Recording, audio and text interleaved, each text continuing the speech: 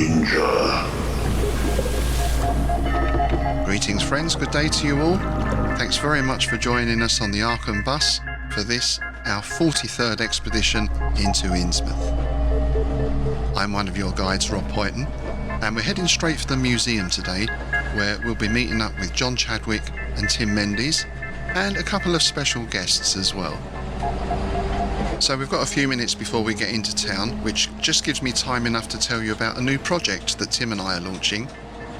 It's called Strange Shadows, and it's a podcast dedicated to the weird fiction of Clark Ashton Smith. Using the 5-volume Nightshade collection as a guide, we're working through all of Smith's stories in chronological order. Of course, we'll put all the links and details up in the show notes below. And the good news is, if you support the IBC, if you're a patron of the Innsmouth Book Club, you also become a patron of Strange Shadows as well. So you get access to not only our bonus content, but also the bonus content for the new podcast, as well as all the other goodies we offer as well.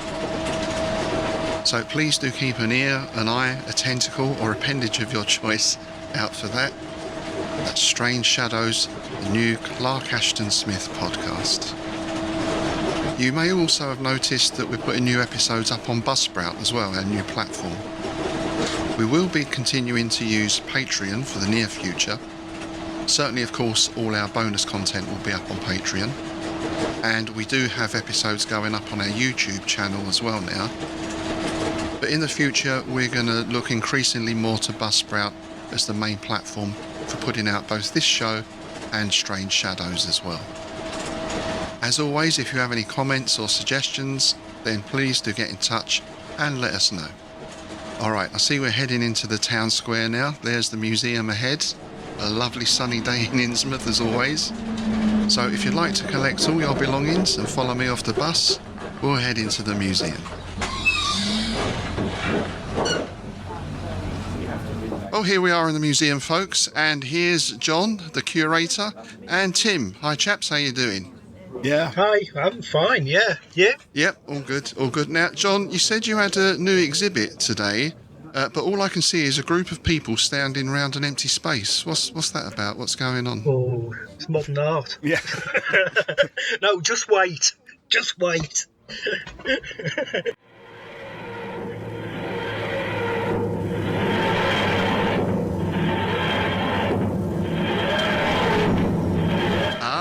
Right, now we see what it is. It's a TARDIS. And look, the door's opening. And who's this coming out? It's Chris McAuley. Hey, Chris, how you doing? Hello, folks. How are you? Yeah, good. So, Chris, you've been a guest before. You actually braved the Gilman House. Not that long ago, wasn't it? You came to visit Innsmouth. It was 5 weeks ago, maybe? Yeah. Something like that. Yeah. So just for the benefit of our new listeners, do you want to just give us a little bit of your background? And then we'll get into, obviously we're talking about Doctor Who today.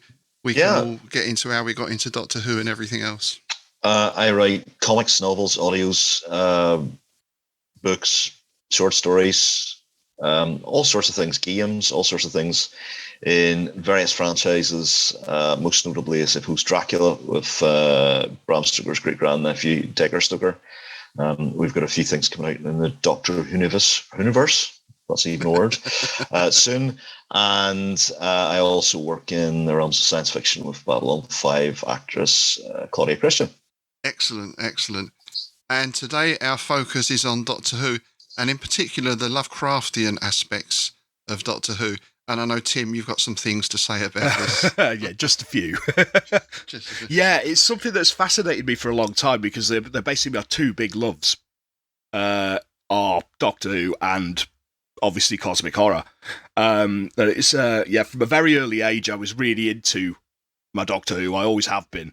Like borderline obsessive, I think is the thing. But it's like, and as you watch the episodes and things, you start noticing all these themes cropping up.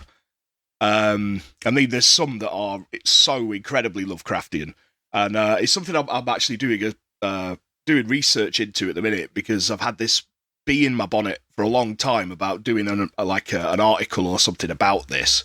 So, all right, yeah.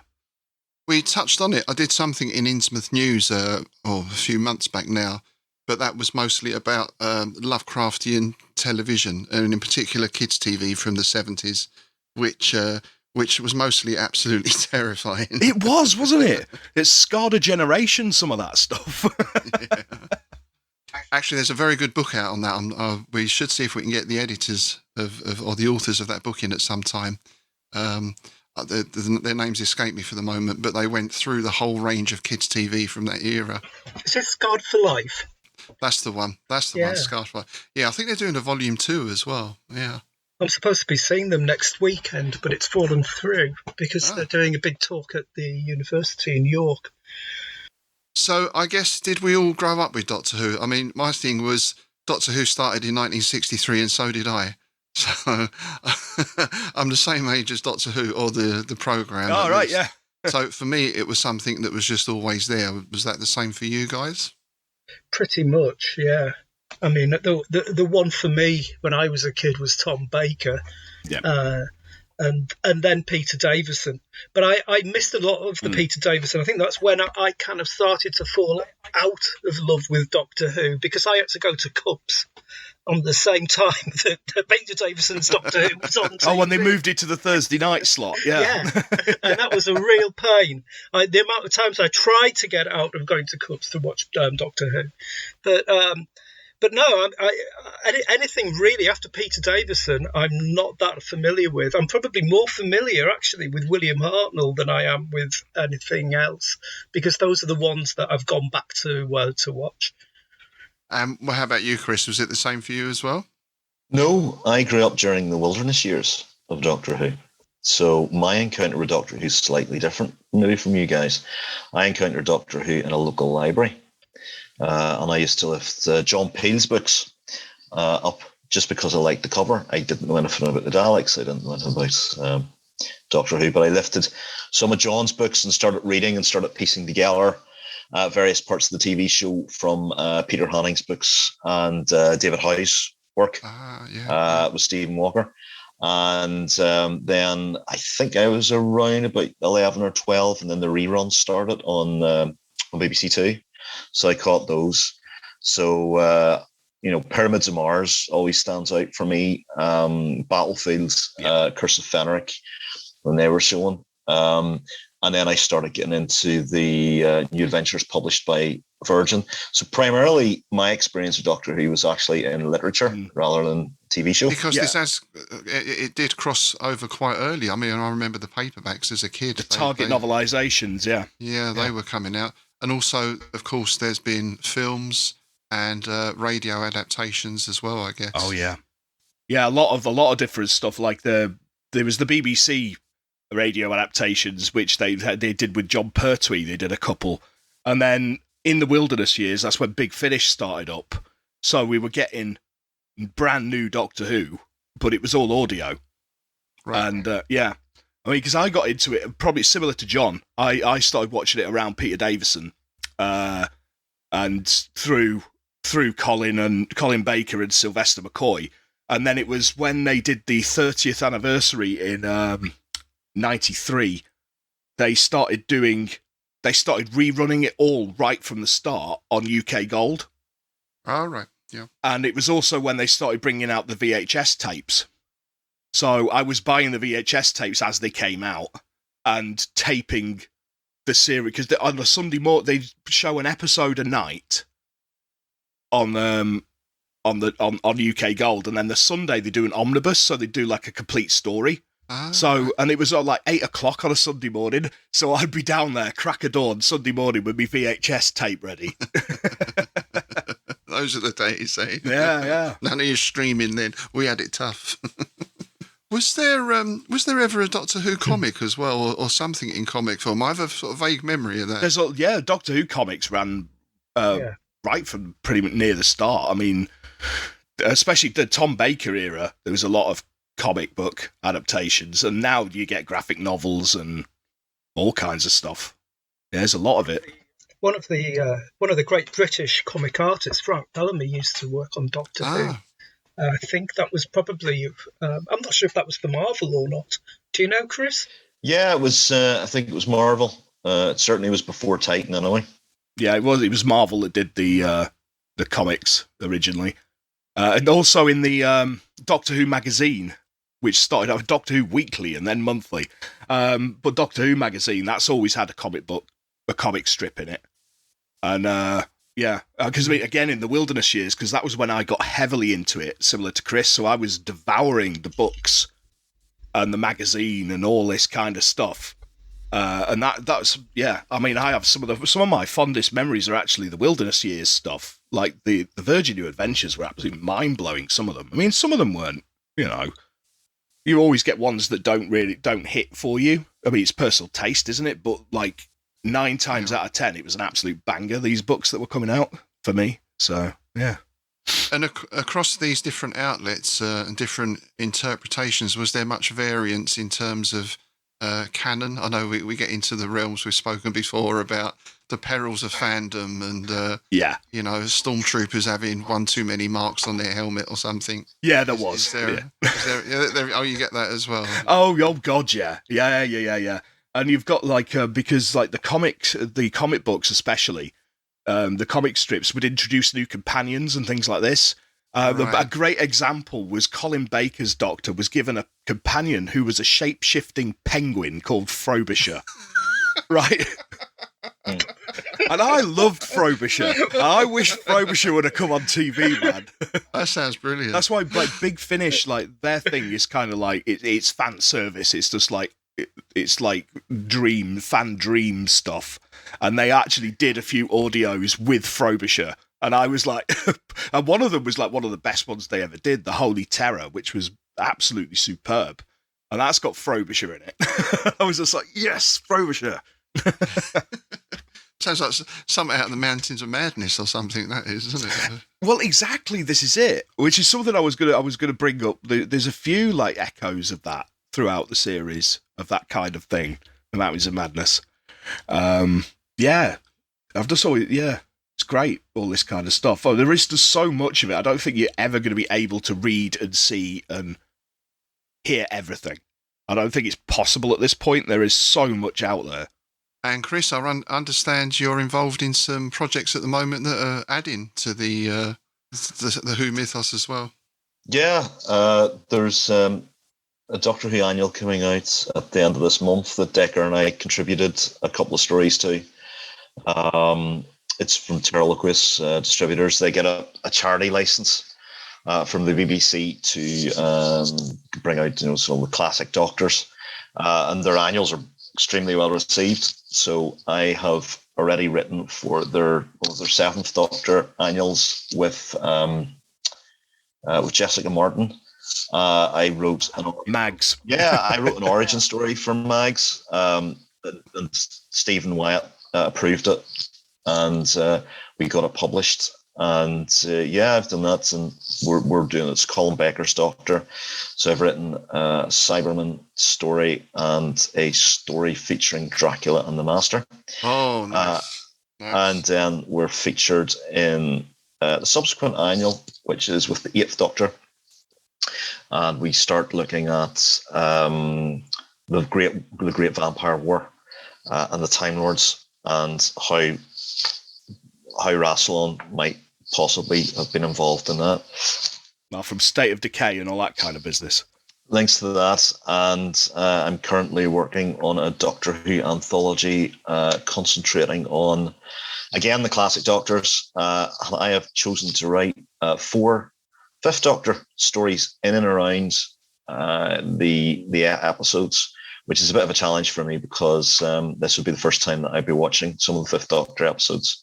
So I thought, why not? I'll pick up that challenge, that baton, and have a look and see what I can do. So when you're working in something like that, how conscious are you, or how conscious do you have to be of, again, the lore or the background or everything else? Do you have license to change things, or are you restricted in certain aspects of what you can do? Well, everything gets rewritten in the end. Whatever you write in print will always be superseded by what a showrunner does on television. Right. So, I think for me it's concentrating on making sure people enjoy the story. The core of the story is good, that it is authentic. So I will do a lot of research on whatever Doctor I'm writing for. It takes a little bit of time to get the voice correct of the Doctor. I've written an audio drama that blends Dark Universes, the franchise I'm working on with Claudia, and the Eighth Doctor. And we're very lucky. We got Terry Malloy and a few actors from Babylon 5 to contribute to it. Wow. But the nice thing was that Paul McGann said that I'd got the voice of his Doctor, the early years, spot on. Brilliant. Which was great. But it's that reading through the books, sifting through the books, listening to the audios, especially the audios, Big Finish audios, and watching the TV movie a couple of times. So I try and research everything that I do to try and make it as authentic as possible and as fun, really. Because this is, I mean, every Doctor did have their own characteristics and personality. That's something that comes across. And this must be quite unique. I'm struggling to think of any other character that has this. It's the same character or the same being. We can't say person necessarily, the same being, but expressed in so many different ways. I can't think of any other character that comes close to that. Can you think of anything? James Bond, probably. Yeah, you've got the different. You've got the different incarnations from Ian Fleming's original, and then the spin-offs and the comics, and then you've got your movies, obviously. Yeah. And they're all kind of different.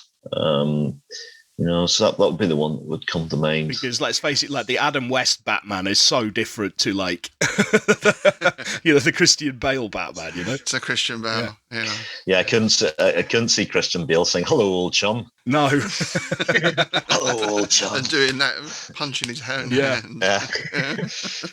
Well, I suppose that's another question that we should get out of the way early on. Who's your favourite Doctor? I suppose we need to answer that as well, because everyone has their favourite, I guess.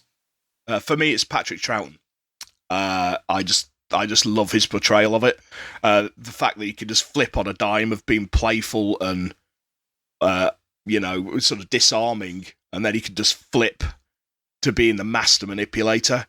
And I just love his portrayal of it. There's always a twinkle to it. And I think it's the most doctorish Doctor for me. John, what about you? As soon as he said Patrick Troughton, I'm there, and I kind of agree, despite the fact that I was saying earlier about William Hartnell and Tom Baker. But Patrick Troughton's character there was something impish, and he had this really weird hat that was a bit pixie-ish. And I always liked the fact that he used to sit cross-legged and play a piccolo. I don't know why that appealed to me, but it was just so off the wall. But I love William Hartnell because he's quite frightening. He's like a schoolmaster that you don't want to get on the wrong side of. Yeah. And at the same time, there's a trickster element there as well, which I always found really fascinating. Pertwee, I know he's one of the fan favourites, but he's one that I just didn't really see a lot of, I have to be honest. The others I must have seen when I was a kid through reruns. But I think it's got to be Tom Baker. Or has it? I don't know. I can't.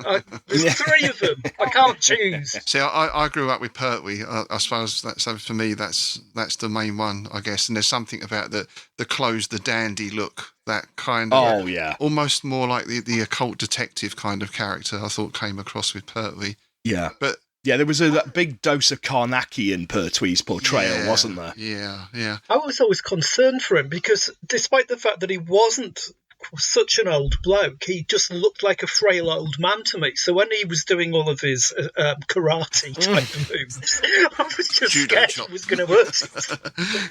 Venusian Aikido. There you go. I must add that to my repertoire. But I have to say, for me, a close second is Peter Cushing from the films, just because it's Peter Cushing. I mean, Yes. How about you, Chris? Got a couple answers to this, like everybody does. For me, it's McAuley. The later seasons, I think he was only getting started. I think he was only getting started into what he could have done. And you see that with the new adventures, what could have happened there. Chibnall's trying to ape the Hartnell master plan a little bit, but doing it very poorly. There's a book that Tim probably knows, at Long Barrow. And yes. He's cribbing from that. So yeah, McCoy, because he's a manipulator and times champion.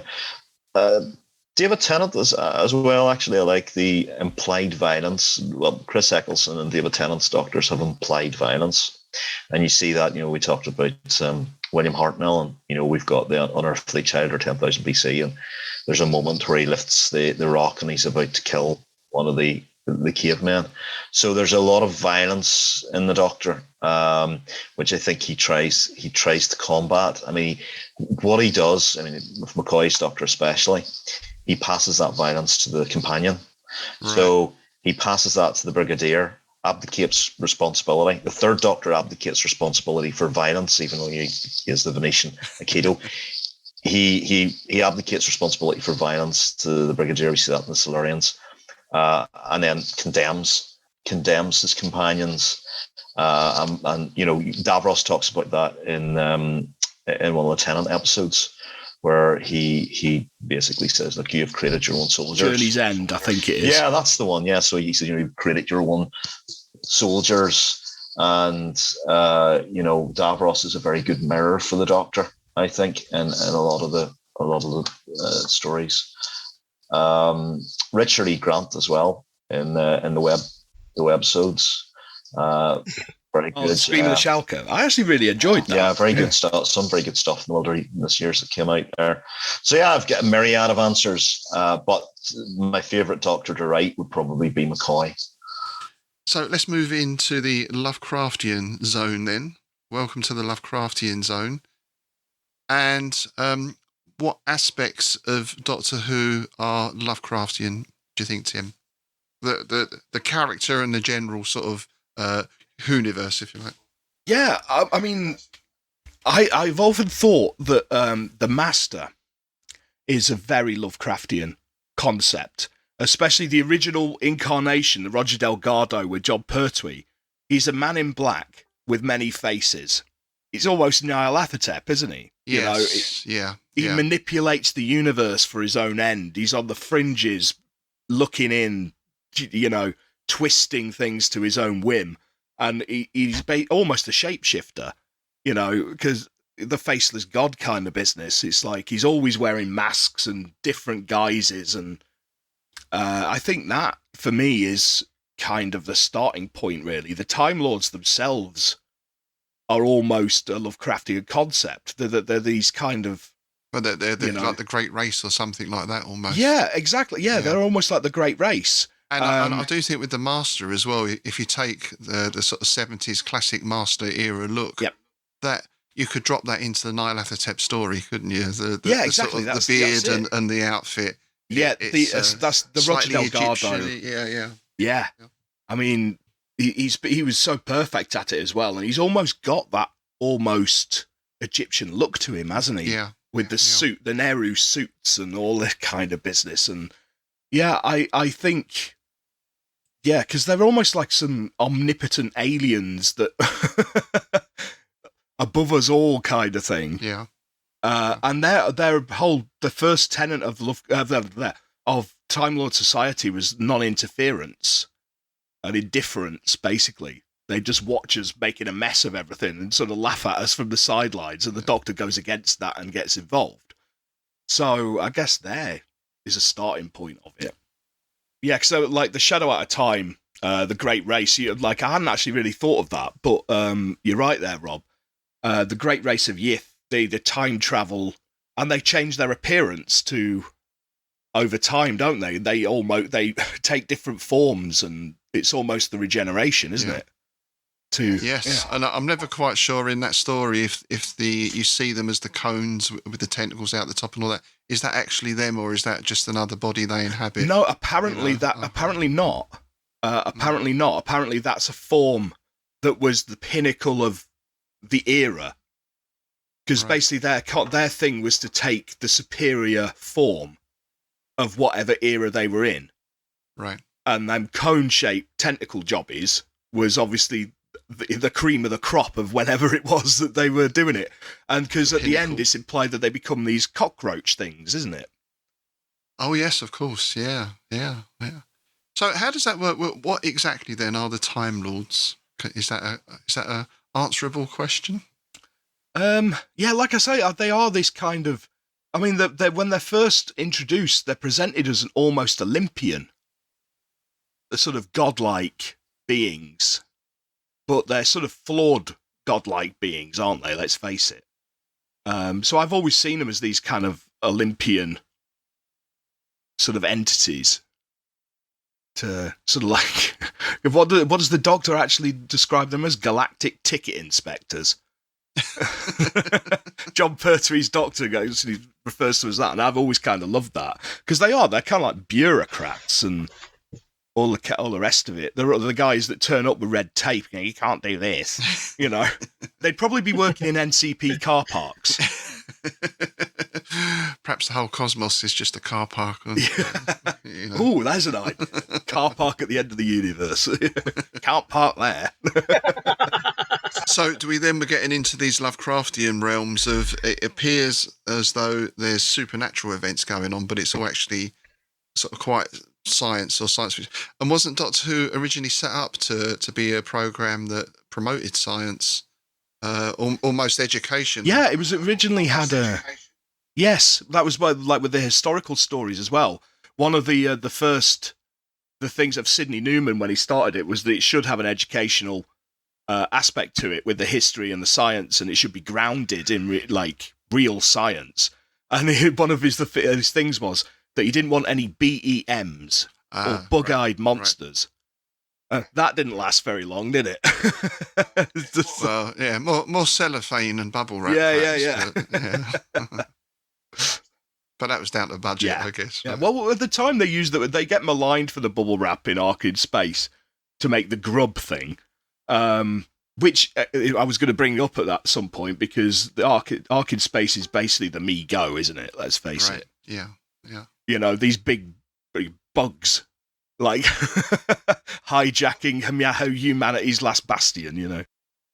Well, let's talk about that then. Let's think of some of the creatures in Doctor Who that are specifically or certainly seem to be influenced by Lovecraft. I mean, the one that springs to mind most for me are the Silurians and the Sea Devils? Yes. Obvious parallels with the Deep Ones. Yeah. And also in full circle, in the Tom Baker era, you've got a similar thing, but on a different planet. You've got the Marshmen, which are presented almost like the creature from the Black Lagoon. But again, they're kind of deep ones. Yeah. So you see that quite a lot. But yeah, the Sea Devils are totally deep ones. And all the rest of it for me. Guys, I think one of the most Lovecraftian creatures for me is something that you wouldn't originally, initially think of, is in the Horror of Fang Rock. And the lighthouse, you've got the Rutan, which is a creature which is basically a jellyfish-like blob with electrocuting tentacles that can shapeshift and take on the forms of the people it's killed. So it's basically a Shoggoth, isn't it? Yeah, and there's quite sort of echoes of the Thing there as well, isn't there? Which again is Lovecraftian. Yeah, well, there's a few nods to the Thing, and it's like the Ice Warriors with Patrick Troughton. The setup for that, they find an ice warrior encased in ice, and they defrost it, things go bad. I mean, that's the start of Who Goes There, isn't it? Yes. Which was the novella that the Thing was based on. And also, I think the most like the Thing is Seeds of Doom with Tom Baker, which starts off in the Arctic. They find a seed pod. If you come in contact with it, you get taken over by this plant monster thing. Obviously, they end up blowing up the base. They don't know who to trust. There's paranoia. The base gets blown up. They think it's all sorted. They come back to England, and they find out that some wealthy lunatic who's got a obsession with plants has nicked one of the seed pods, and here we go. Home county's invaded by plant monsters. Is that the one that finishes with the Thing sat on the sort of manor house? Yes, that's the one. Yeah. And I think that was actually, it was pretty much an adaptation of Campbell's sort of Who Goes There, wasn't it? Very much inspired by it. Yeah. Which in turn was inspired by mansions. I always say that. Mountains of Madness. the Mansions of Madness. That was a game, wasn't it? Yeah, that's why I've got it in my head, because it's a board game that I'm going through the campaigns at the moment, so I'm kind of obsessed with it. Back to Nyarlathotep, you brought up earlier Pyramids of Mars. Yes. The whole setup of that is very much, it's very, very similar to the sort of lore of Nyarlathotep. Well, not strictly Nyarlathotep, but Nephren-Ka, the Black Pharaoh. Is this playing on that sort of Mars? Where did that come from? There's this sort of Mars-Egypt connection. Yeah, exactly. That seems quite strong in a lot of sort of fantasy or sci-fi literature. Yeah, it was a thing for a long time, wasn't it? I'm not sure where it started, but there was a lot. But that's a classic one for me. But the whole setup of that is it's a godlike being that's been imprisoned by a benevolent godlike being. It's very similar to sort of Cthulhu, dead but dreaming, imprisoned in Relay, isn't it? It's Elder Sign and all that. Right. I mean, because it's the Eye of Horus that keeps him locked in, but it may as well be an Elder Sign. It's very similar kind of setup. So how about you, Chris? What parallels do you see between the Whoniverse and the Cthulhuverse? I don't know. I'm just God. Probably for me, it's the gods of Ragnarok. Looking at that and the Fenric stuff, and really what the Seventh Doctor is about, because the Seventh Doctor it has been put in place there to basically stop these horrible creatures from coming through into our universe. I think he's caught glimpses of it in E-Space during his fourth incarnation, and I think that's the prime purpose of the Seventh Doctor is linked to that. So it's always great. I mean, the big finish goes into the Sutekh stuff. Sutekh takes over the Seventh Doctor. And we have lots of actually the new adventures with lots of stuff like the entities that take over Ace's Love Jan. I think it was Love and War was the title of that one. It's quite Lovecraftian. There's a lot of stuff. The fungus monsters, and then you have the Ark in space as well. You've got the Warren and what they do, and how they take over the body, mind and soul of Noah. So yeah, those would be the key ones for me. Well, it's interesting you say that you saw glimpses of it with E-Space, but I think it goes further before that, because the Mask of Mandragora, it's an energy, Mandragora energy, which is, it comes to Earth and it's corrupting and it takes over a cult, the cult of Demnos. So you got these cultists, but it's basically an energy. And if you want to go even further than that, further back from that, you've got the Great Intelligence. Yes. With Patrick Troughton. Yeah. With the Yeti, which in All Consuming Fire by Andy Lane was revealed to be Yog-Sothoth, which makes perfect sense to me. I was going to say, actually, in the TV series, you can detect influences, but I gather in some of the books especially, there's overt references to Lovecraft.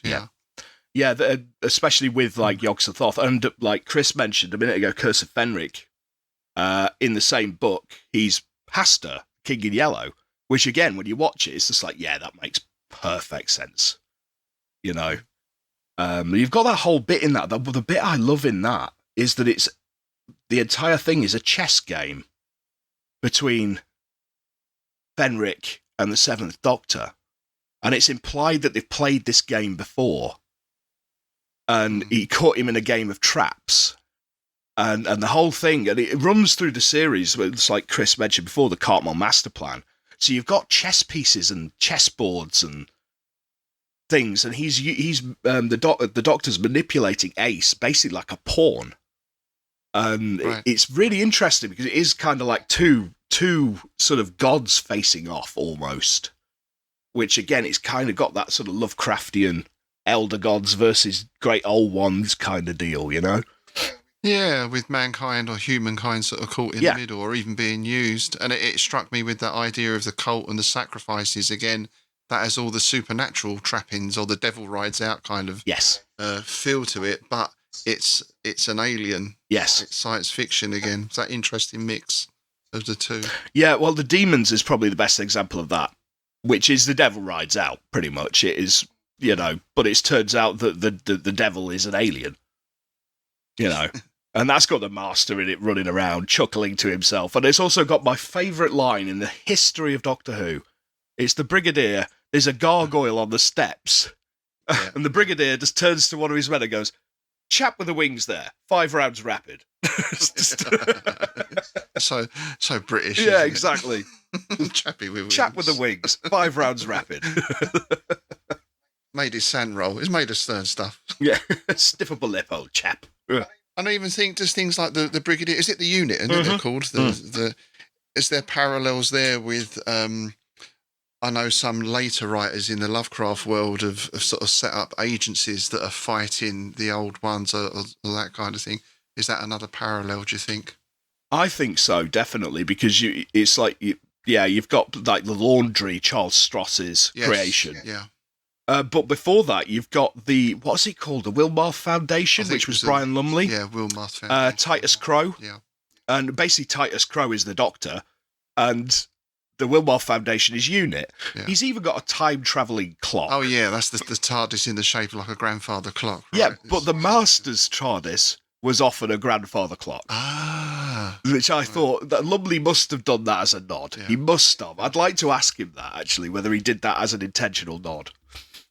Yeah, another one I just thought of was in the Peter Davison era. You've got 2 serials which were really strange and dreamlike, Kinder and Snake Dance.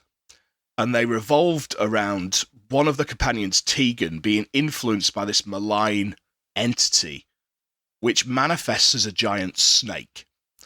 A bit of a wonky giant snake, but it's still a giant snake. And, it's Yig, isn't it? It's got to be. But the Mara, again, it's so insidious. It just gets in her head and, it just corrupts. And the thing is as well, it never really outwardly attacks anybody. Its attack is to drive people insane. Right. Is that a little bit like what was the Red Dwarf? The Sirens. Yeah, was it the insanity cuttlefish or something like that? I'm thinking. Oh, the despair squid. Squid. That's it. They're the despair squid. Yeah, it was along those kind of lines, which again is quite a Lovecraftian concept, I guess. Well, it's got tentacles. There was a lot of Lovecraft in Red Dwarf, to be fair. There was quite a lot in there. Yeah, but very similar actually.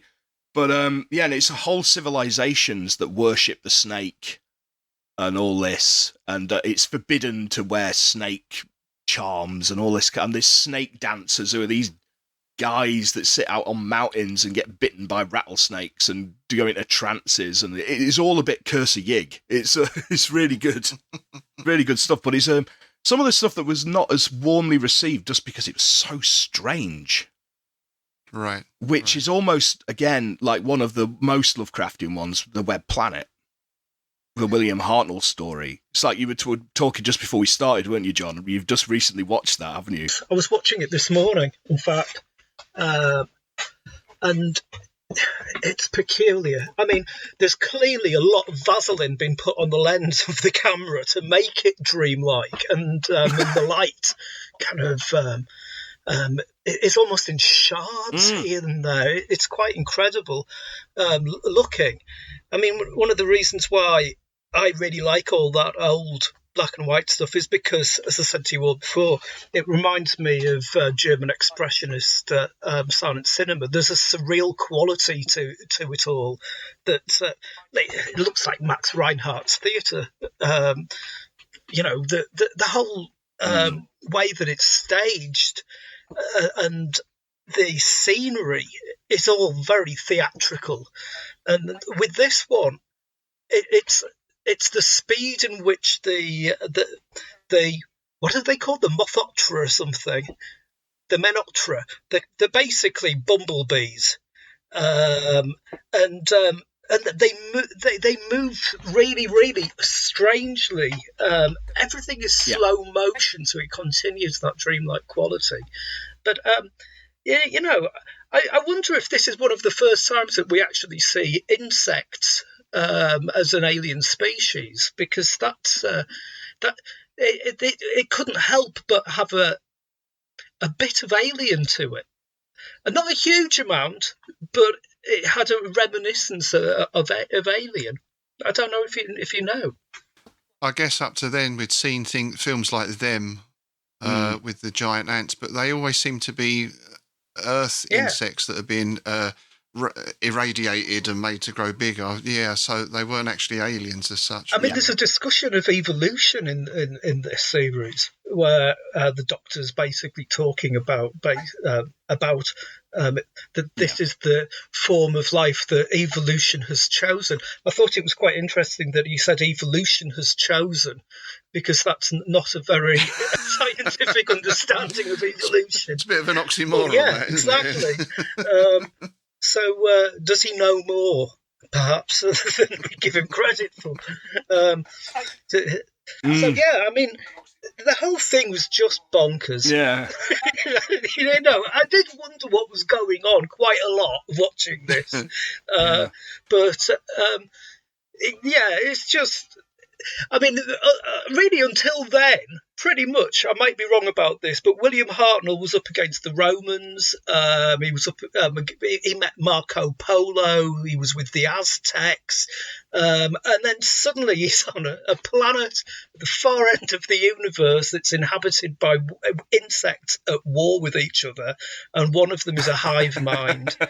And that must have been mind-blowing to people, I think. Well, that was quite a shift from if it was originally this sort of scientific, historical, because the BBC always has a bit of that educational element, I guess, especially, well, whether it was seen as a children's programme, I guess, is open to debate, but it was certainly a tea time show, right? Saturday tea time. What it was the popularity of the Daleks changed the show. Right. Completely changed it, because the first serial was 10,000 BC, or whatever it's called, Unearthly Child, which was the Stone Age, and then the second serial was the Daleks. And then they went back to doing historical ones, so you had Marco Polo and things like that. And but because of the popularity of the Daleks, like the BBC were, first thing, you need to bring them back. Second thing, more of that, less of that. Right. Because the ratings just spiked. Right. Every time the Daleks were on. When they brought them back the first time for Daleks Invasion of Earth, the ratings were ridiculous by the standards of the day. And that was kind of it's interesting, because when you think about it, effects-wise, we made a little joke about the bubble wrap and all that kind of stuff, but the Daleks have remained pretty much unchanged. Pretty much, They were effective for their time. Yeah. They were a great creation. And I love the fact that they started out basically like us, but through radiation and everything, they sort of evolved into these octopoid creatures. So basically these angry little squid monsters in tanks, basically. Well, it is, isn't it? Yeah. I still think I was at Bovington Tank Museum just recently, and they've got a Panzer IV there, and I swear the Dalek was based on the Panzer IV, just the angles of it and the look. It's very similar. Well, that would make sense. That would make sense, because Terry Nation based the Daleks on the Third Reich. Oh, well, right. Because the first story, it's a war. They're trying to eradicate the Thals, genocide, because they're unlike them, kind of thing. And it was a parallel of the Nazis, even to the point where the Dalek Invasion of Earth, when you've got the Daleks going round Nelson's column, they're sticking their plungers up almost in a Sieg Heil salute. It's quite an interesting little nod. And I think the uniforms are all black as well, aren't they? Is that right? Yeah. So we've even got an element of the Nazi, Hugo Boss design. The Nazis, yeah. But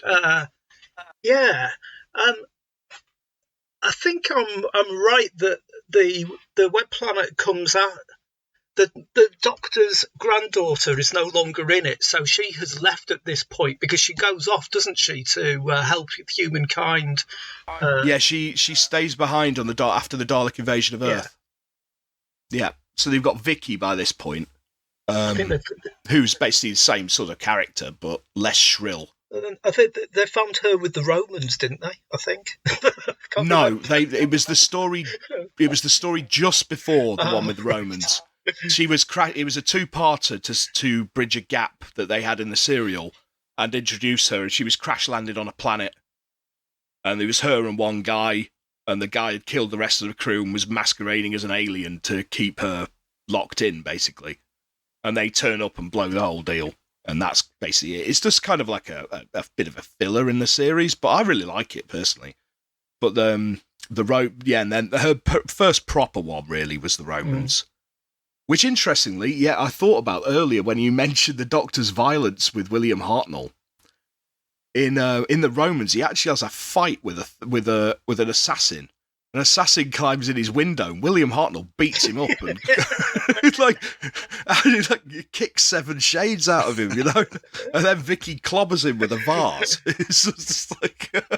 I can understand that really a bit more jarring. Because she does have a look of Dennis Waterman about her. Dear old Dennis. Oh yeah.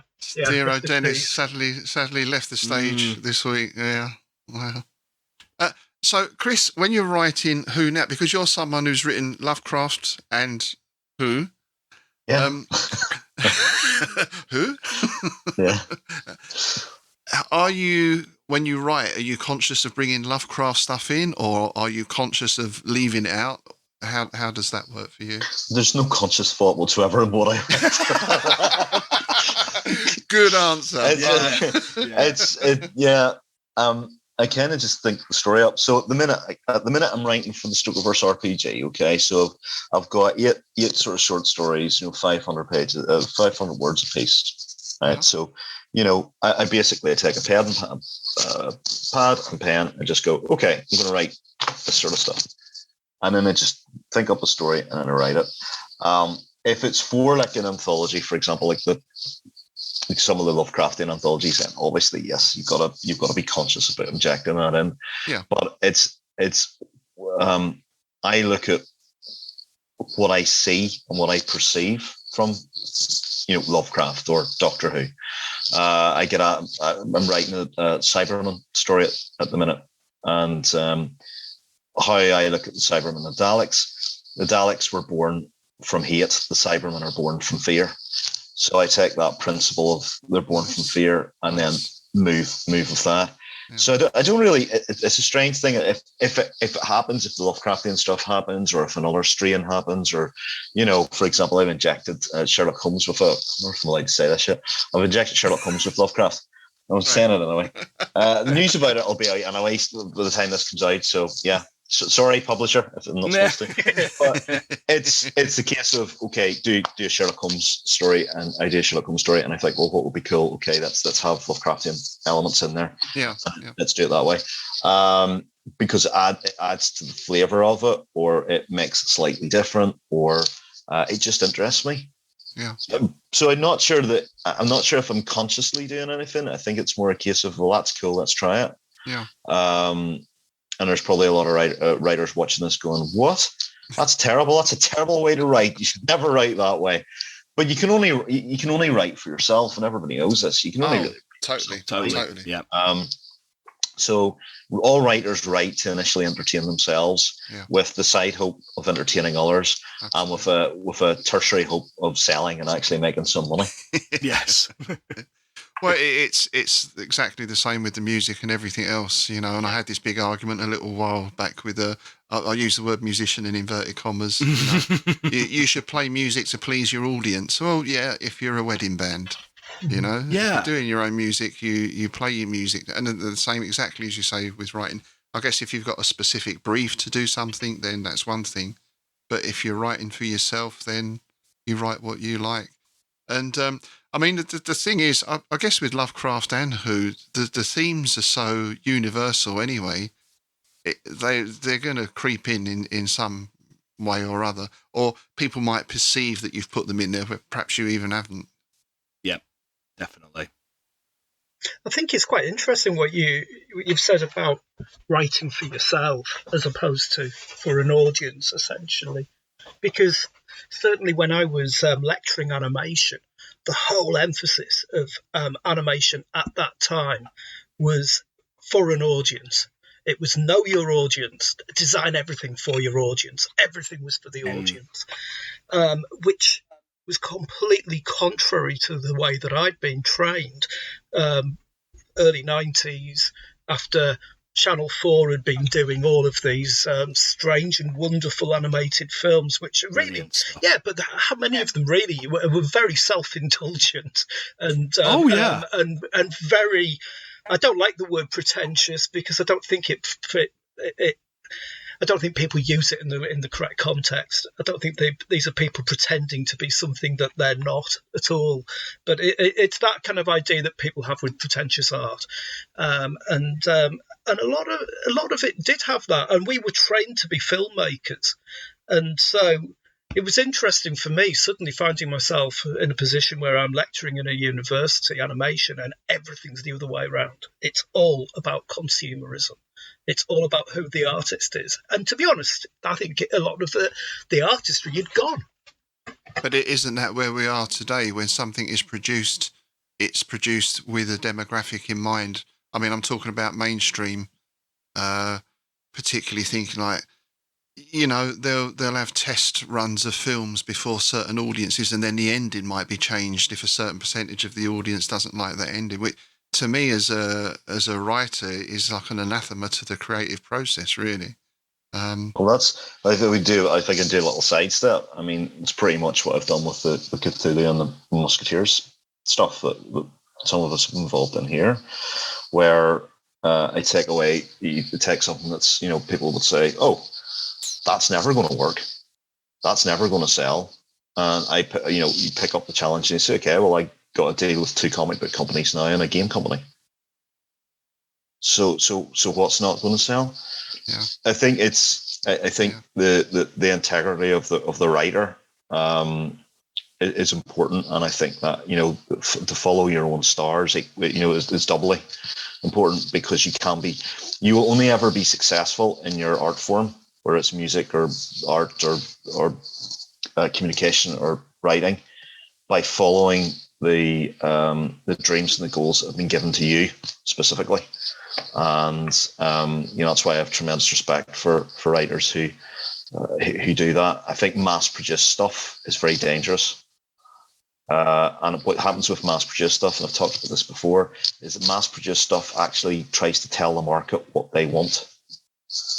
What we should be about is creating a market, because our work is so spectacular and so interesting and so flamboyant that we create a market, we create a following. That's what Alan Moore did. That's what That's what Grant Morrison continues to do.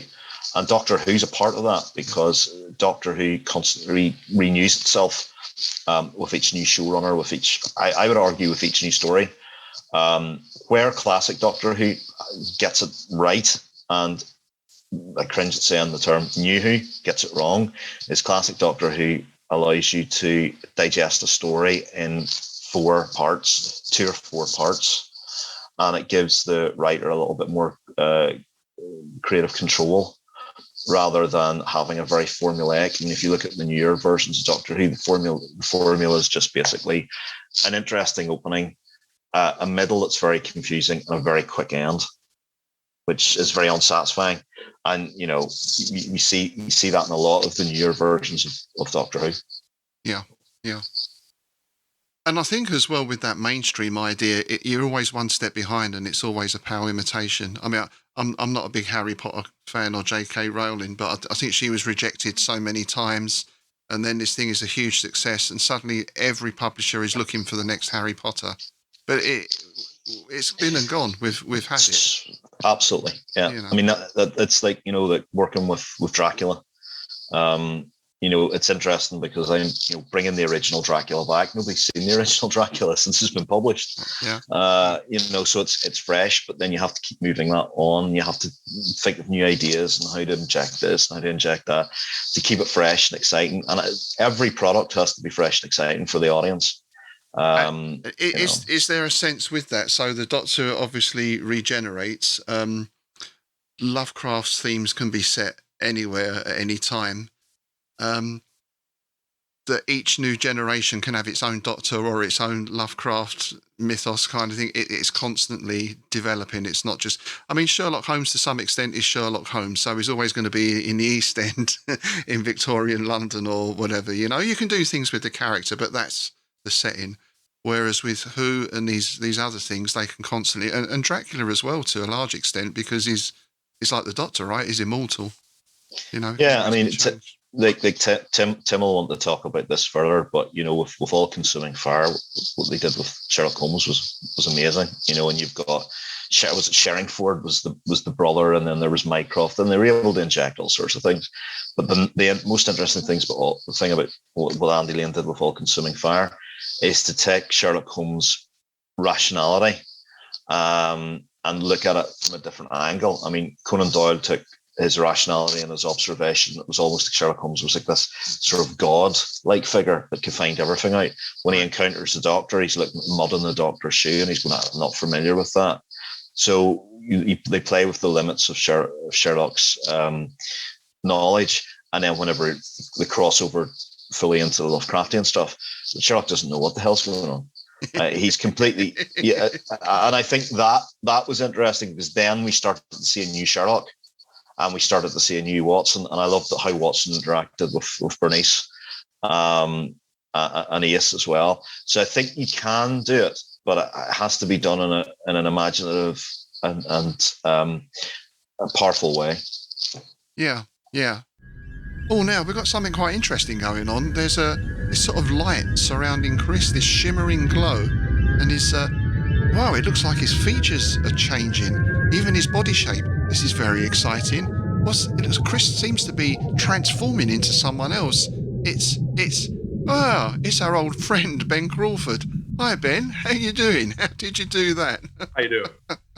So Ben, we're talking a lot about Doctor Who here and the Lovecraft or the Lovecraftian aspects of it.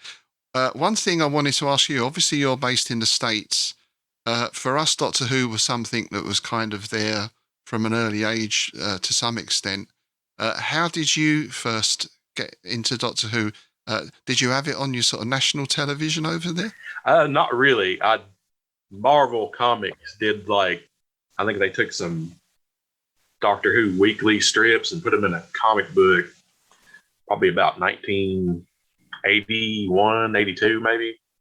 And I saw that, and I didn't realize it was a TV show at the time. I thought it was just like another comic book. And in the back of that comic book, it talked about TV series. And I thought that was really interesting, but it's like this weird thing I had no access to or prior knowledge of. So it's just like, I don't know, like reading through the Necronomicon or something. I thought that was forbidden knowledge. And like years later, probably late 80s, the local, I say local, it's the Atlanta PBS station, started showing Tom Baker episodes. And a buddy of mine was talking about how he watched it, that they were showing Doctor Who. And I remember that comic. I was like, well, I'll check it out. And they were showing Revenge of the Cybermen on there. The way they showed it here, they took the individual episodes and like edited them into like one like 90-minute movie sort of thing. Oh, right. So I didn't realize till later that it's like a serialized thing. So they showed the whole story like a 90-minute, 2-hour thing. And it's just like this, the whole thing was just kind of like grabbed me because it had this weird videotape look to it. Of course, they had I don't know if you probably know what the episode I'm talking about, with the Bogans with the big crazy head, Cybermen terrorizing everybody. And it just like really grabbed me. So I started tuning in every week to watch this thing. And gradually over the years, I learned more about it. And that's basically, it started out as a kid's show, I think, in England, which some of that was pretty stout stuff for kids, I think. I'm sure. Terrifying. We were saying about British kids' television in the 70s was largely terrifying. Oh, yeah. And explains probably why we all are the way we are to some extent. I should just introduce Ben. Some of our regular listeners will know Ben's visited us in Innsmouth a few times. In fact, the last time you were with us was on our Arctic expedition. Oh, yeah. And we were talking about the thing, which glad to see you escaped from. Yeah, I'm perfectly normal. Absolutely nothing's wrong. If anything was wrong with me, I'm all better now. Yeah, but if you were possessed by the thing, you would say that, wouldn't you? So, you know. If I knew that I was the thing. Yeah. What for you would be the most Lovecraftian elements of Doctor Who? Well, now that you brought it up, this just popped in my head. Seeds of Doom is a pretty Lovecraftian and Thing-esque episode. Lots of body horror and kind of almost like a possession type of thing. Terror of the Zygons, I felt was pretty good. And most of the things I'm going to talk about are going to be the older Doctor Who. I've watched some of the newer ones, but it just didn't grab me. And I've only watched the ones that a friend of mine has watched all the newer stuff, and I've watched the ones that he's kind of like he'll clue me in. It's like, oh, the Cybermen are on this week. Y'all watch it, and I'll check it out or whatever. But yeah, Terror of the Zygons I thought was a pretty Lovecraftian one, and Image of Fendal had a lot of what I thought was like cosmic horror to it. Yes, I wanted to actually get onto that at some point because I think out of all of the ones, that is probably the most, for me, Lovecraftian. Image of Fendal, yeah, that was a real good one. That and Stones of Blood, I thought, Stones of Blood kind of had more like Howard Lovecraftian kind of feel to it with the monoliths and stuff. Yeah, I think especially like the Robert Holmes era, I would think heavily Lovecraft and horror influenced. Yeah, totally. Because I mean, we've already touched on Mask of Mandragora, because that's another one from the Hinchcliffe Holmes era, and Pyramids of Mars is another one, and like you said, Terror of the Zygons. I mean, yeah, a lot of those Seeds of Doom as well. A lot of those serials from that time were incredibly Lovecraftian. Planet of Evil, actually, thinking about it, is another one where they land on a planet and there's an antimatter force, which is basically just disintegrating people and all the rest of it. And again, it's sort of like a thing from outside of our universe. And yeah, it's another one. But yeah, they must have... Robert Holmes must have been a fan of the old cosmic horror, because there's so much of it in there. And the demons, I mean, demons, like, one would say it's kind of a rip-off of Quatermass, but I think there was some Lovecraftian thoughts in that one also. Yeah, it's kind of just all through the series, really. And just one other thing we've not mentioned yet, I'm not sure about plot-wise, but certainly in appearance, is the Ood. Yes. Oh, yeah, for sure. I mean, come on. Well, actually, technical face. Actually, as a race, they are as well, because I mean, obviously, they're kind of like a hive mind, aren't they? Basically, squid heads. But when you go to the planet of the Ood, it's like it's a giant brain, and they're all connected to this giant pulsating brain that lives like it's been imprisoned, but it used to live in the center of their planet, and they're connected through song. Ah. Nice. Yeah, it's all they're connected. They communicate through song and all the rest of it, and yeah. See, that idea of song and communication kind of puts me in mind of whale song. And if you've got aquatic creatures like deep ones, that would be a method of communication, surely, wouldn't it? You know, you've got Cthulhu getting in touch with people through dreams, but perhaps to his underwater acolytes, there's a sort of a song of Cthulhu going on. That's quite an interesting idea. Yeah, no, I totally agree. It's like, well, the Shoggoths, they communicate through a pipe, like a kind of piping, don't they? Yeah, you got the fluting and all that kind of stuff. Yeah. Yeah. And we were talking earlier, Ben, about the idea of the Master being very Nyarlathotep-like. Some people even say he is Nyarlathotep. I could see that. It's interesting because we were touched on before about the first really overtly cosmic horror was probably the Web Planet.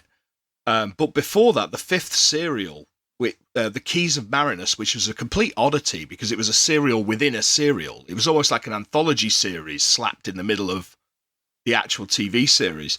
But there's two sections of that, one of which they land in this place and it's very opulent and it's all really lovely and everybody's really nice. But it turns out it's not. And it's all decayed. But they're kept in a dreamlike fugue by these brain things in jars. That rings a bell. Yeah, these little brains with big eye stalks under bell jars. It's just like, it's brilliant. But another one, it's almost like The Willows.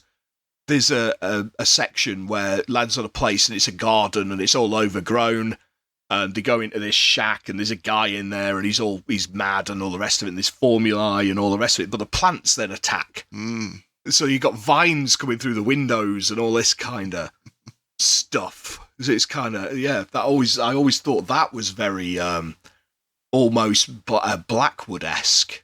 Yeah. Yeah, I remember that one. It was a complete oddity, because then, in the next breath, you cut to basically a murder mystery courtroom drama. So you go from brains in jars to a courtroom drama to some loony in the snow, and then to plant monsters. It's really jarring, but I really enjoyed it. They really didn't limit themselves in those, like, especially some turned out goofy, but like the older Doctor Who's, they just would throw anything at the wall, whether it stuck or not. They put it out there and got some really interesting stuff that like nowadays I wouldn't think they'd be willing to take that much of a risk to put up some of these ideas in the show. I think that's a lot of my problem with a lot of the modern series, that it seems very lightweight. And again, it's what Chris touched on about the format, where you've got one episode. So there's no chance to build any dread or suspense or mystery. It's a standard thing, isn't it? In book and in programs where it's episodic, you end the chapter or you end the episode on a cliffhanger. I mean, it's just so that goes way back, maybe even to Shakespeare or something. I don't know, but it's so when you take that out, does it then lose some of the drama? I think so. Yeah, and then the times when they have done cliffhangers, they've blown them in the modern series because they show too much. Right. And I guess that's a kind of, again, it's what I mean about being too safe. They're not taking risks. It's like, back in the day, Doctor Who was always in trouble with Mary Whitehouse for being too horrific. Yeah. I mean, there's the classic cliffhanger at the end of one of the episodes of The Deadly Assassin, where Bernard Horsfall has got Tom Baker by the neck and he's basically drowning him. And it ends on a freeze frame of Tom Baker under the water, like drowning. The condition of the Master in that one was pretty gruesome too. He was in bad shape. Yeah, I love that incarnation of the Master. I thought Geoffrey Beavers' take on it, the same version in the Keeper of Traken. Mm-hmm. I loved it because it's the voice, and then you've just got this cadaverous. Again, it's almost like a ghoul. Yeah, or a lich or something like. Yeah, a lich. Yeah. I was really pleased that Chris brought up the confusion in the middle of these modern episodes, because for a long time, one of the reasons why I didn't watch any of them was because I couldn't follow them. Yes. And that was right from the start with Christopher Eccleston. I did start to watch it, and I would get to the point where it was like, I don't understand where our plot point suddenly missing. What is actually going on here?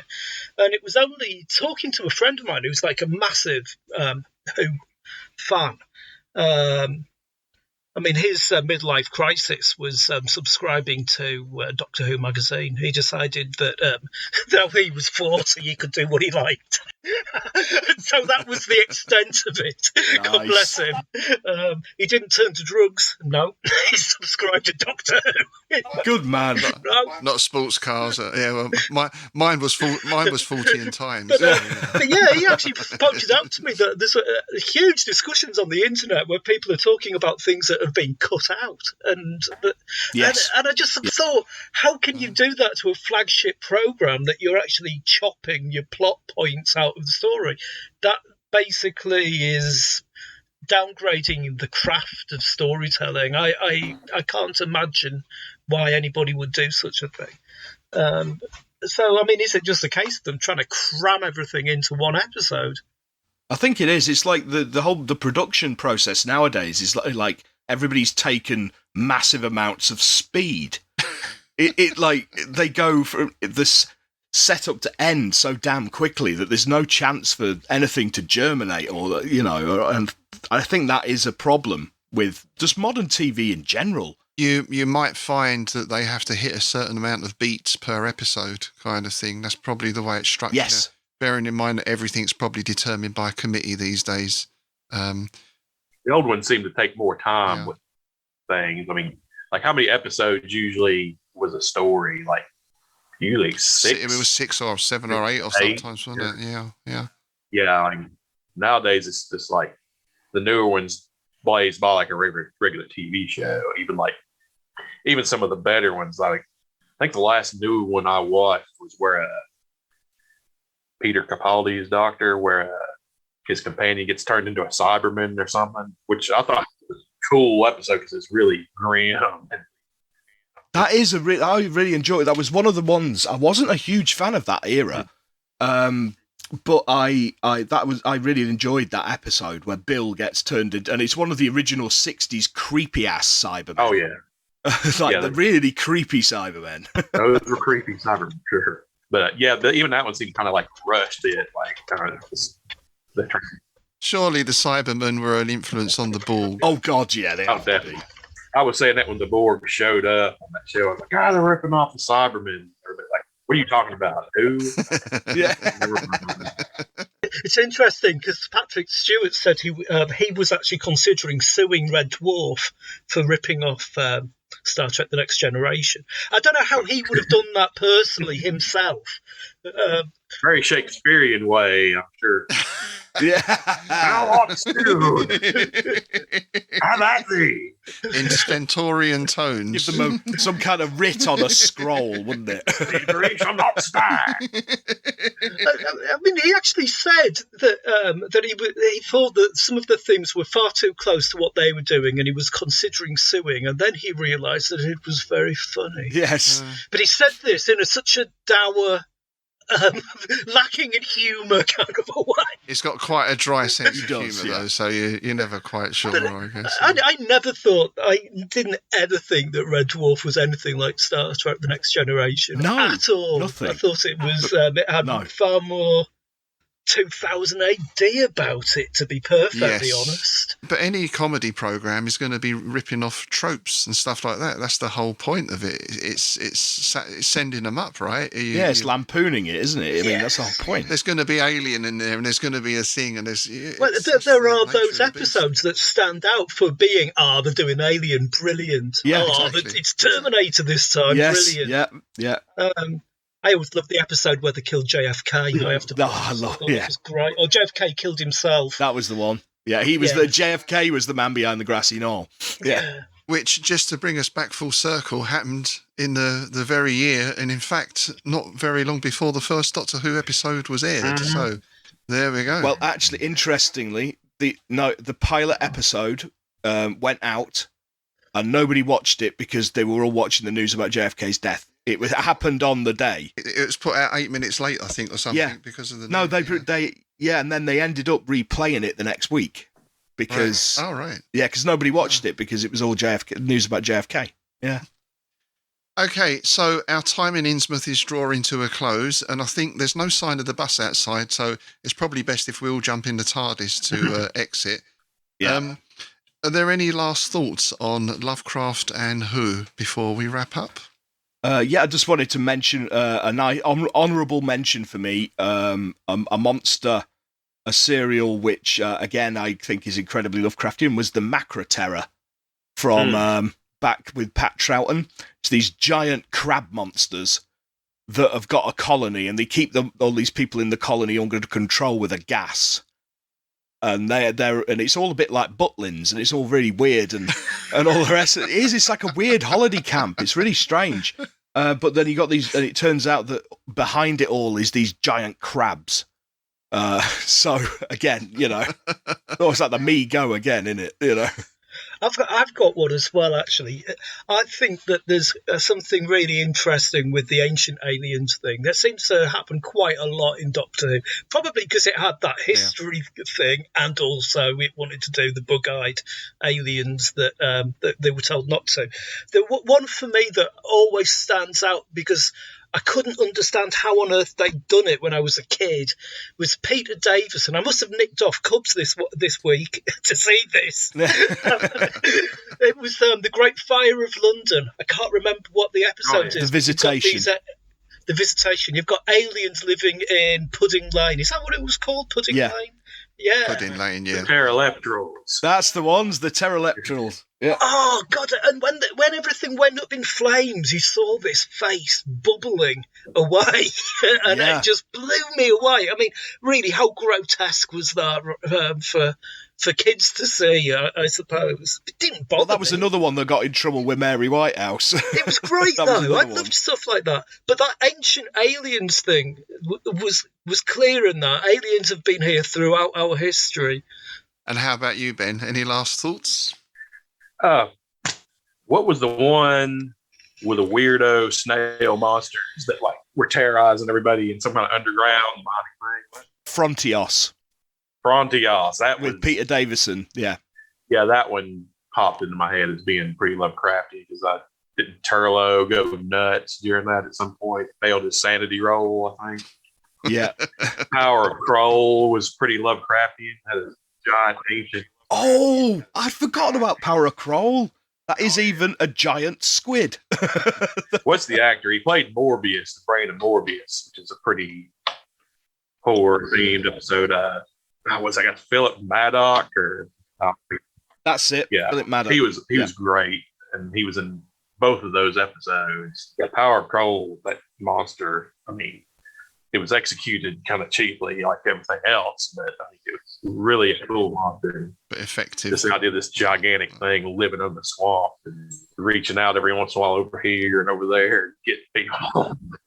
Well, you even had a cult sacrificing people to it and everything, They were almost Deep One-esque as well, weren't they? The Marshmen. Yeah, they were kind of like pigs mixed with Jolly Green Giant. So. Yeah. I couldn't tell if they were painting themselves that color or they were supposed to be like green dudes. They were pretty cool tribal adversaries. You could use them in a Gamma World game or something. Yeah, just those two popped into my head as being Lovecraftian. It seems like probably any of them you could pick and probably find something, mythos influenced. Brilliant. Okay, now, before we go, there's one other thing that's bigger on the inside than on the outside. I am, of course, referring to Dagon's sack. Oh, yes. Dagon's sack. Let me whip it out. Clear out a bit of room. Here we go. Yep. Oh, there it is. There it is. Oh. And we'll have a quick rummage.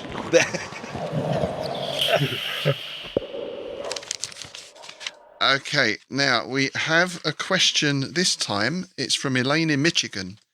And she says, after hearing about it in one of your episodes, I downloaded Chris Carr's excellent Pnakotic Atlas app. Yay! Good, and it is excellent. We'll put the link up again to it in the show notes below.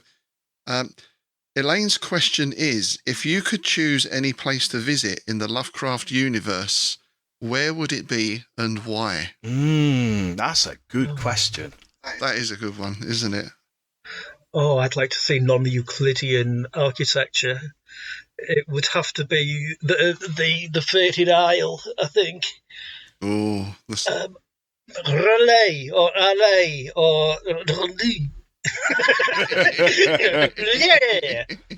Yeah. That would be the Kool-Aid man's take on it, wouldn't it? Yeah. How am I supposed to pronounce that? I don't think I've ever known. You can't. No You one can't. can. It's unpronounceable. Real. It's real. That's what I would like to know.